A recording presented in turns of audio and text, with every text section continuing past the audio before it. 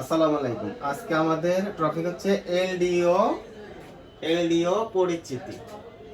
LDO mobile ফোনে দেখতে কি রকম হয়? এলডিও মোবাইল ফোনে দেখতে এরকম কালো বর্ণের হয়ে থাকে এবং এলডিওতে 4টি আউটপুট ভোল্টেজ ফেলে থাকে। তো এলডিওর পিন কি রকম থাকে? এরকম 4টি পিন থাকে ভোল্টেজের জন্য। এক হচ্ছে ভোল্টেজ ইন, এক হচ্ছে ভোল্টেজ আউট, আর হচ্ছে জিএনডি, আর হচ্ছে এনেবল। এলডিওর ফুল মেনু কি?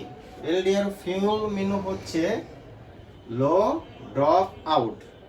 এলডিওর ফুল মেনু হচ্ছে লো ড্রপ আউট, অতএব লো ভোল্টেজ কে কি করে ড্রপ করে আউট করবে।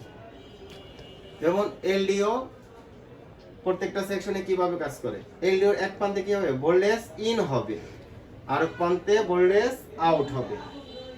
আর এলডিও আর প্রান্তে জিএনডি। জিএনডি মানে গ্রাউন্ড রেজিস্ট্যান্স ভোল্টেজ, এটা নেগেটিভ ভোল্টেজ এলডিও নেবে। আর সিপিইউ এলডিও কে কি করবে? এনেবল করবে। সিপিইউ এলডিও কে এনেবল করবে।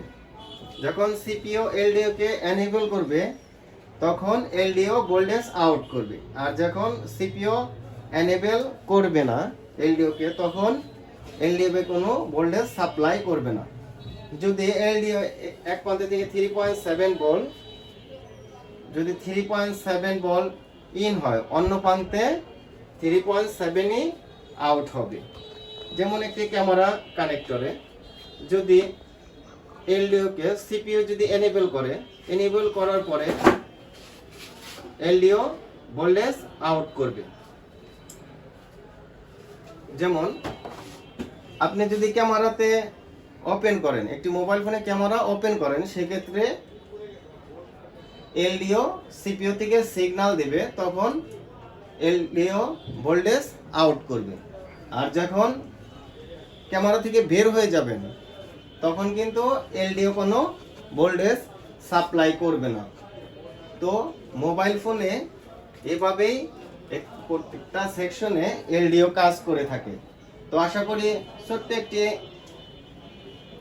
উদাহরণের মাধ্যমে এলডিও সম্বন্ধে আমরা কি বুঝতে পেরেছি।